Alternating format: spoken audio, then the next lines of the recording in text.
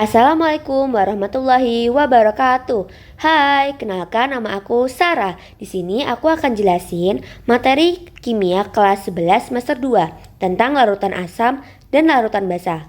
Nah, yang pertama-tama kita harus tahu larutan asam itu apa sih? Nah, di sini larutan asam merupakan larutan yang mengandung unsur ion hidrogen atau H+ lebih banyak daripada ion hidroksida atau OH-. Nah, larutan asam ini juga memiliki sifat. Yang pertama, memiliki rasa masam. Yang kedua, mudah melepas ion H+. Yang ketiga, dapat mengubah warna lakmus biru menjadi merah. Jadi, apabila teman-teman punya larutan asam, kemudian teman-teman menggunakan lakmus biru untuk mengecek pH larutan tersebut, maka lakmus biru itu akan berubah menjadi merah. Selanjutnya, pH dari larutan asam adalah kurang dari 7. Terakhir, berdasarkan kekuatannya dibagi dua, yaitu asam kuat dan asam lemah. Nah, asam kuat adalah partikel asam terionisasi sempurna, contohnya adalah H2SO4, HNO3, dan HCl, dan lain-lainnya. Selanjutnya, asam lemah. Nah, adalah partikel asam yang terionisasi hanya sebagian, jadi tidak sempurna seperti asam kuat. Nah, contoh dari asam lemah itu ada CH3COOH, HF, HCN, dan lain-lain sebagainya. Selanjutnya kita pindah ke larutan basa. Nah, larutan basa merupakan larutan yang mengandung unsur ion hidroksida OH- lebih banyak daripada ion hidrogen atau H+. Jadi larutan basa itu kebalikan dari larutan asam. Jadi kalau misalnya larutan asam itu lebih banyaknya H+, kalau misalnya larutan basa itu lebih banyaknya OH-. Nah, selanjutnya larutan basa itu juga memiliki sifat seperti larutan asam. Yang pertama, memiliki rasa pahit. Nah, kedua, mudah melepas ion OH-. Kalau misalnya larutan asam itu mudah melepas ion H+, kalau misalnya larutan basa itu mudah melepas ion OH-. Selanjutnya dapat mengubah warna lakmus merah menjadi biru. Jadi, kalau misal teman-teman punya larutan basa, kemudian teman-teman cek menggunakan lakmus merah, maka hasil yang akan didapat lakmus merah tersebut akan berubah menjadi biru karena sifatnya yang basa. Selanjutnya, untuk pH dari larutan basa itu adalah lebih dari 7. Terakhir, berdasarkan kekuatannya dibagi menjadi dua, yaitu basa kuat dan basa lemah. Seperti asam kuat dan asam lemah, basa kuat yaitu partikel basa yang terionisasi sempurna. Contohnya adalah NaOH, KOH, LiOH, dan lain-lainnya. Selanjutnya untuk basa lemah itu adalah partikel basa yang terionisasi hanya sebagian. Contohnya itu ada NH3, AlOH3, NH4OH, dan lain-lainnya. Selanjutnya kita pindah ke teori asam dan basa. Nah, yang pertama itu teori dari Bronsted dan Lowry. Jadi ini tuh ada dua orang. Nah, yang pertama menurut teori Bronsted-Lowry itu asam yaitu memberikan ion H+ atau donor proton. Nah, jadi ciri-ciri dari asam ini menurut teori Bronsted-Lowry adalah H+ yang di sebelah kiri itu lebih banyak. Jadi misal teman-teman punya nih contohnya ya dari sini ya, persamaan asam basa ini. Nah, di sini kan ada H2SO4 sama SO4. Di sini H2SO4 itu sebagai asam karena H+-nya itu lebih banyak. Di sini ada 2, di sini tidak ada. Jadi di sini udah pasti asam.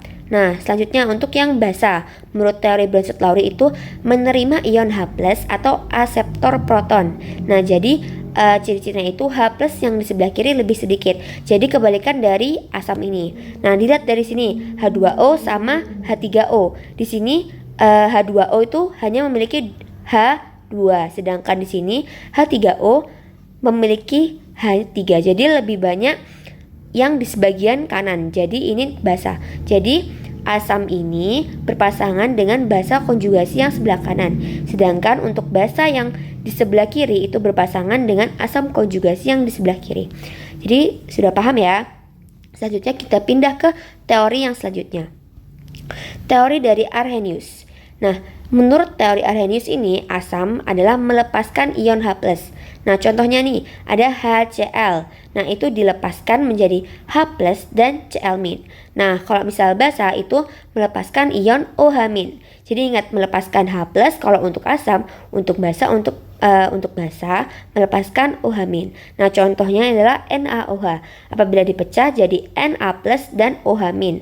Nah, kalau misalnya yang asam itu melepaskan H plus, yang basa melepaskan OH-. Nah, udah paham kan? Selanjutnya ke teori terakhir, yaitu teori Lewis. Kalau untuk asam itu cirinya ada dua, menerima PeB atau pasangan elektron bebas dengan nilai PeB sama dengan 0 dan atom pusatnya tidak oktet. Nah, oktet ingat kan teman-teman, kalau oktet itu ada 8, jadi ada 8. Kalau misal basa itu cirinya memberikan PeB atau pasangan elektron bebas dengan nilai PeB tidak sama dengan 0. Nah, yang kedua, atom pusatnya memenuhi oktet. Artinya atom pusatnya itu ada 8 elektron. Nah, selanjutnya ada rumus dari untuk mencari PeB ini. Yang itu adalah PeB sama dengan elektron valensi dikurangin pasangan elektron ikat dibagi 2. BF3 ditambah NH3 jadinya BF3NH3. Nah, jadi kita pecah ini, kita buat B itu karena elektron valensinya itu ada, elektronnya ada 5. Nah, kita pecah elektron valensinya jadi 2 sama 3. Jadi elektron valensinya ada 3. 1, 2, 3. Selanjutnya untuk F. Jadi untuk F karena memiliki elektron sebanyak 9, jadi elektron valensinya itu ada 7. 1, 2, 3, 4, 5, 6, 7. Nah, karena B-nya itu ada B-nya 1 memiliki elektron valensi 3, 1, 2, 3, kita pasangkan dengan F sebanyak 3 kali. Jadi kita tulis F, F, F. F memiliki elektron valensi 7. Kita pasangkan sebagai X. X, X, X, X ini ada 7. Kemudian ini 7, kemudian ini 7. Nah, jadi kita lihat pertama. B ini atau atom pusat ini di sekitarnya itu hanya terdapat 6 elektron atau 3 ikat. Jadi itu merupakan asam karena syarat dari asam adalah atom pusat tidak oktet. Karena ini tidak oktet atau tidak 8 artinya ini merupakan asam. Selanjutnya yang kedua, NH3. Di sini N memiliki elektron 7 dengan elektron valensinya 5, 2, 5. Jadi elektron valensinya 5. Kita taruh N di sini sebagai atom pusat, kemudian kita buat X, X, X, X sebanyak 5. Kemudian untuk H memiliki elektron valensi 1, 1, 1, 1 dan NH hanya ada 3, jadi di sekitarnya. Nah, kemudian kita buat lingkaran seperti ini yang mengelilingi atom pusat. Ternyata ada 8 elektron. Artinya ini merupakan oktet karena 8. Jadi ada 1, 2, 3, 4, 5, 6, 7, 8. Artinya ini termasuk basa sesuai dengan syarat yang kedua, yaitu atom pusatnya memenuhi oktet. Artinya dia basa. Kalau kita lihat dari nilai PeB-nya. Di sini bisa kita lihat PeB dari BF3. Nah, B sebagai atom pusat itu memiliki elektron valensi 2 sama 3. Artinya dia memiliki elektron valensi 3. Kemudian pasangan elektron ikatnya dia mengikat 3 elektron. Jadi saat ini jadi 2 pasang ini sebagai 1 ikat. Ini 1, 2, 3. Jadi kita tulis 3. Kemudian 3 dikurangi 3 dibagi 2 sama dengan 0. Artinya dia asam, benar asam. Selanjutnya kita lihat PeB NH3. Di sini elektron valensi N itu sebanyak 5 dan pasangan elektron ikatnya 4 karena dia oktet. Jadi 1, 2, 3, 4. Jadi 5 kurangi 4 dibagi 2 sama dengan 0,5. Jadi tidak sama dengan 0. Artinya dia basa. Nah, selesai 3 teori dari asam basa. Kita lanjut ke kekuatan asam dan basa. Kekuatan asam dan basa itu dapat dinyatakan dengan derajat ionisasi atau alfa. Elektrolit kuat dengan derajat ionisasi mendekati 1. Jadi contohnya itu asam kuat, basa kuat itu derajat ionisasinya mendekati 1. Untuk elektrolit lemah dengan derajat ionisasi kurang dari 1, itu artinya contohnya adalah basa, lemah, asam, lemah. Nah, cara mencari derajat ionisasi atau alfa adalah dengan cara alfa sama dengan jumlah mol yang terionisasi dibagi jumlah mol zat mula-mula. Ini disebutnya derajat ionisasi ya teman-teman. Selanjutnya kita pindah ke kekuatan asam. Kekuatan asam itu dibagi dua, sesuai sama tadi yang sifatnya itu. Jadi asam kuat dan asam lemah. Untuk asam kuat, rumusnya adalah H+, karena dia asam jadi dia menggunakan H+. H+ sama dengan Va kali Ma, atau aku biasanya menghafalinya itu H+ sama dengan Fama, valensi asam dan dikali molaritas asam. Nih, selanjutnya untuk asam lemah sama H+ karena merupakan asam. Tapi di sini itu di akar Kama. Jadi Ka dikali Ma. Ka itu sebagai tetapan ionisasi asam dan Ma sebagai molaritas asam. Selanjutnya ke kekuatan basa. Di sini ada basa kuat dan basa lemah. Basa kuat itu dirumuskan dengan OH- karena ini merupakan basa sama dengan Vb kali Mb. Jadi yang membedakan itu B-nya, hanya A sama B-nya doang. Jadi ini kayak Fama tapi ini Vb kali Mb. Vb sebagai valensi basa dan Mb sebagai molaritas basa.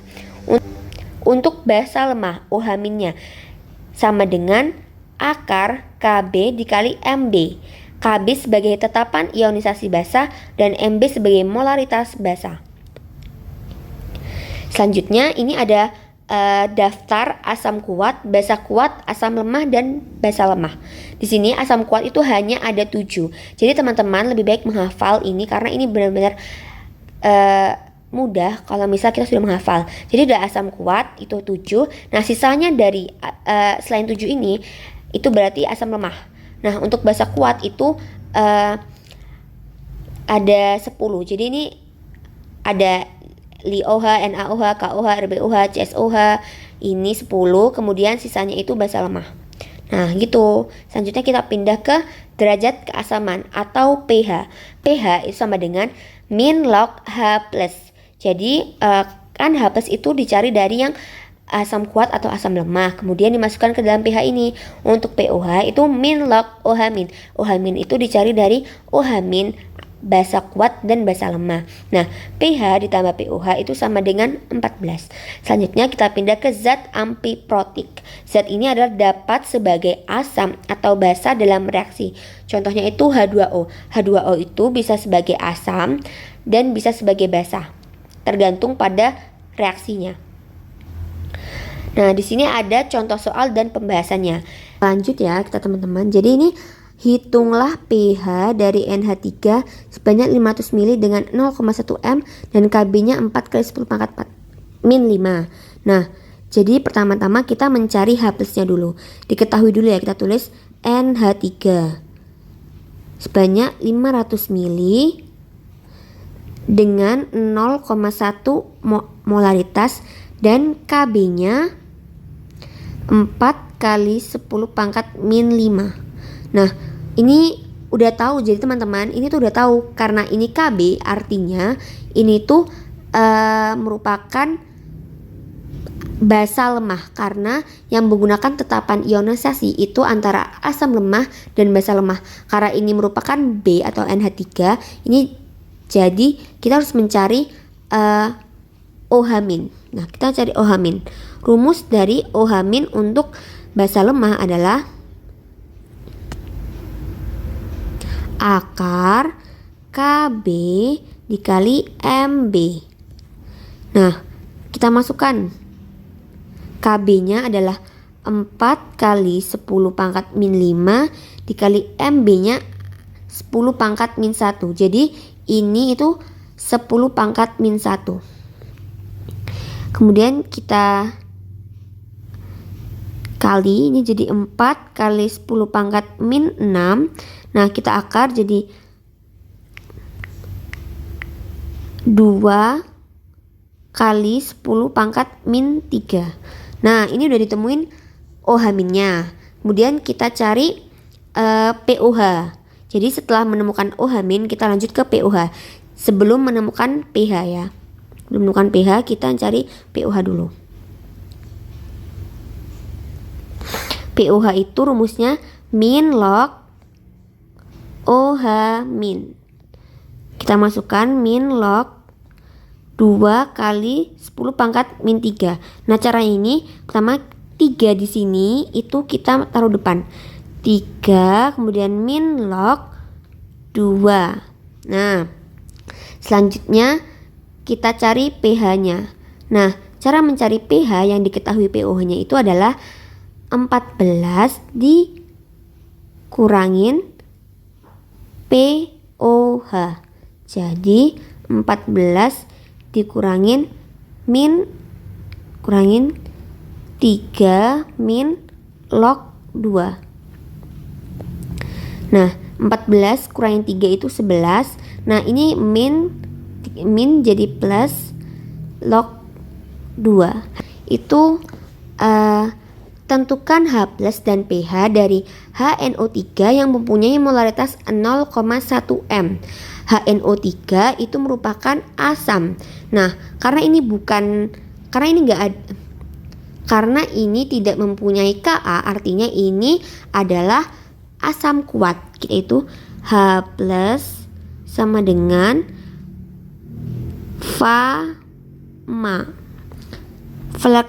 valensi asam dikali molaritas asam. Valensinya itu HNO3 dilihat, hanya itu ada 1, berarti valensinya hanya 1.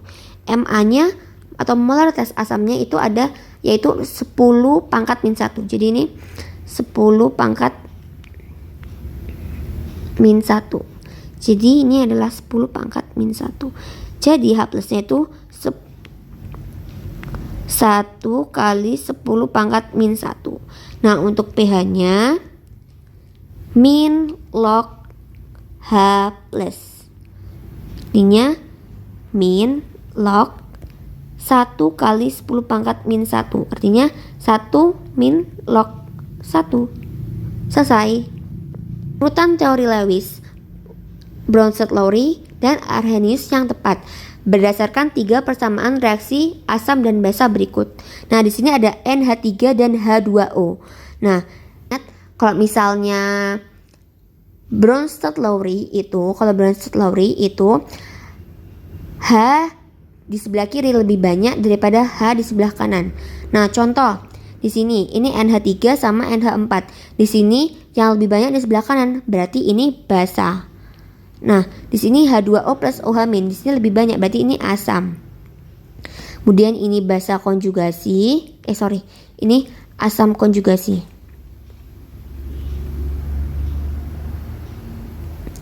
Ini basa konjugasi.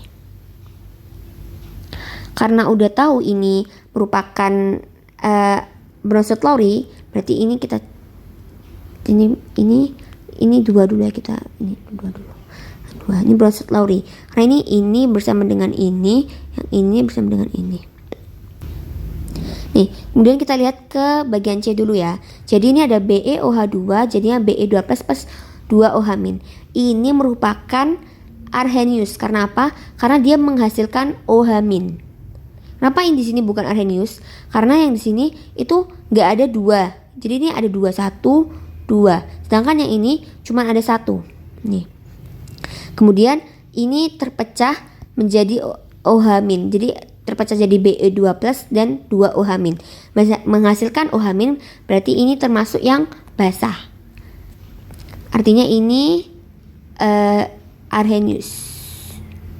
Ingat ya, Arrhenius itu selalu menghasilkan antara H+ atau OH- di bagian kanannya. Sehingga yang ini artinya Lewis. Jadi kalau diurutin dari Lewis itu yang B.